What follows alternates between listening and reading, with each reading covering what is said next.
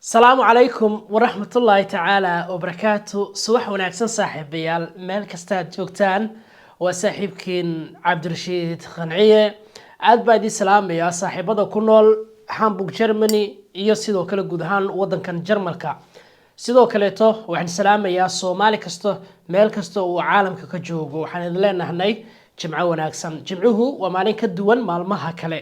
waxaa la doonayaa maanta oo kale inaad weyneyso maadaama ay tahay maalin jimca muslimiintu inta badan fasaxayeen salaada jimcaha la ogayo waxaa waajib ah in dharkaaga kuwa ugu quruxda badan aad soo gashato dadkana aad soo dhex gasho وهاجاك صاحب بيال كافيه ساكا قاع كسينا كافيه شاكينا هذيك كاجا هيا إلى يكون مدرنا ذا كافيه وكليته ينولش شاحة وكليته وضن كان خالي نقط يعني وضع وحقيقة له محلي هذا كرتون كافيه يو شاحة ولي بكن وحنا عبا مذو waan soo buuxsay sababtuna waxay tahay banaanka kale marka u baxdo Soomaali markaan joogay Cabdi Shaax la dhigi jiray Cabdi Shaax aad ba shaax u jeclaa iyo kafeega si kastaba inta waa iska kaftan waa islaamaya saaxiibayaal sida aad ku aragteen mawduuca maanta aynu ka hadlayno ee dhalinyarada da'da yar ku soo galay wadankan Jarmalka ee doonayay in mustaqbal ay ka sameeyaan dalkan هيرسيجودا هميجودا يولي بالتلابوين لحريرة أو مهم أي تعين قاضان مقالفة ربنا أيان كسمين أو كو عدن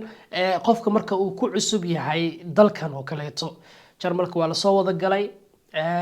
إنكستو هاد حدوده يوم محلي هذا دتكي فرها لها عليس يلا صاري markaan leeyahay xuduudaha waa la hadkeeyay Jarmalka oo kaleeto xuduud la leeyahay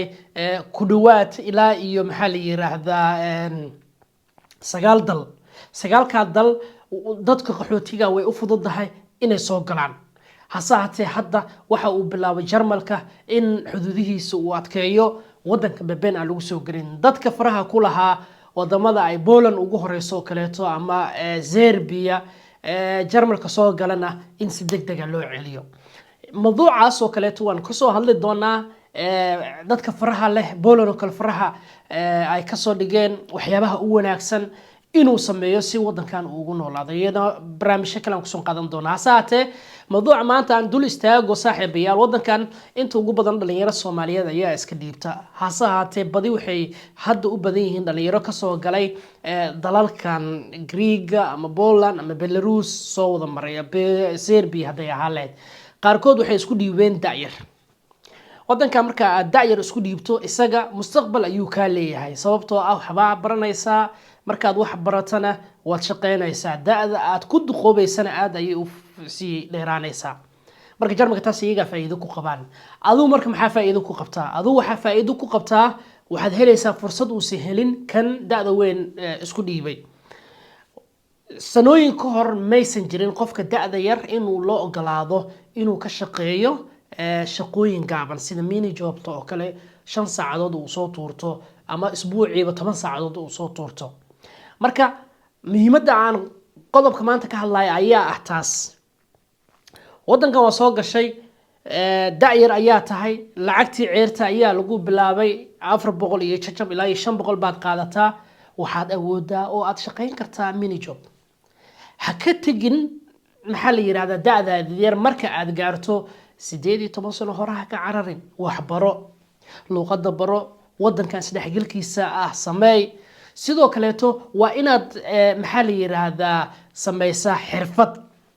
haddii xitaa aad building sameey karin waxaa jira waxyaabo yariis fighter building oo kale inaad sameyso qofka hore ayuu u sii soconaya hasa ahaatee dhalinyaro waxaad arkaysaa 18 markay gaaraan gurigii laga bixinayo gurigii da'da yar ee iyagana amtiga ay siiyeen maxaa la yiraahdaa noloshooda dayacaya hadda iyo ninkii da'da weyn isku dhiibay uu ka mustaqbal fiican yahay da'da weyn qofka isaga shaqaysta wax barta guri raasada laakiin adigoo lagu caawinaya dowladda ku caawinayso hooyo lagu sameynaya aabba lagu sameynaya waxaa la doonayaa fursadaas inaad ka faa'iidaysato waxaa jira dad wadankii wax kusoo barteen inta markay yimaadaan daayar isku dhiibay haddana maxaa isleedahay qofka maxaa ka qaldan waa inaad dadaashaa hore usii socotaa si mustaqbalkaagu u noqdo mid yani hawada sare ku gala asaagaaga la gaarto wadankana aad la qabsato waxaadna ogaataa dal waxaa muhiimadiisu ay tahay ama lala qabsadaa 2 sano ee ugu horeyso 2 sano kadib TikTok oo kale waxaan ku arkay Jarmalka haddaad joogto oo 4 sano aad joogto oo aadan waalameys warwaalida ilaah baa haya laakiin waxa la isdheeryahay ayaa ah uun dadaala waa u gaaraa baa la yiri haddii dalkaagii aad kasoo tagtay wada dheer soo martay reerkaagu qarash kaa bixiyeen kula soo tacaaleen hooyada kaa fikirayso aabbaha kaa fikirayo ama waalidiintaada dhinteen waxaa muhiim ah in wadankan aad la qabsato markaad da'da yar tahay ee aad shaqaysato waxaa qaadanaysa lacag gaaraysa 1,100 kan shaqeeya 2,000 ugu shaqeeyaa adigoo yacni daalin gurigaaga iska joogo ayaa lacag qaadanaysaa waa tahay saaxiibayaal guntii gabagabadii ayaanu soo gaarnay talada aan siinayno wiilasha da'da yar ee wadankan iska dhiibay ama gabadha iska dhiibtay da'da yar ee wadankan ee ka yar 18 sano ayaa ah inaad wax barato adigoo wax baranaya da'daada yar ku jirana waxaad shaqaysaa shaqo kooban oo mini job ah oo 5 saacadood hal maalinta kale 5 saacadood isbuucii waxaad shaqaynaysaa 10 saacadood bishii waxay noqonaysaa 40 saacadood maadaama 4 week aad shaqaynayso waxaana sidaas ku helaysaa lacag ka badan €1,000 ama 1,100 iyo jajab ayaad qaadanaysaa dhalinyarada kale wiilasha waxay wadi karaan baaskiilka haddii baaskiil aad ku shaqayso delivery bisooyinkii waxaas aad geyso da'da yar aad subaxii iskuulkaagana aad dhigato waxay ku noqonaysaa ka fiican kan shaqeeya waxaa laga yaabaa maanta in uusan wadi karin shaqada 2 sano 3 sano 4 sano 5 sano ilaa intii ayaa xamaalaysaa xamaaligu faa'iido ma leh waxaa muhiim ah qofku inuu wax bartaa cid kastoo wadankan ku cusubna waa inay tallaabo u qaadaa sidii wadankan ay ula qabsan lahayd Soomaaliyay hurdada aynu ka kacno aynu diyaar garowno wadanka halala qabsado si aad dalkaagii dadkaagii iyo diintaadiiba garab aad u noqoto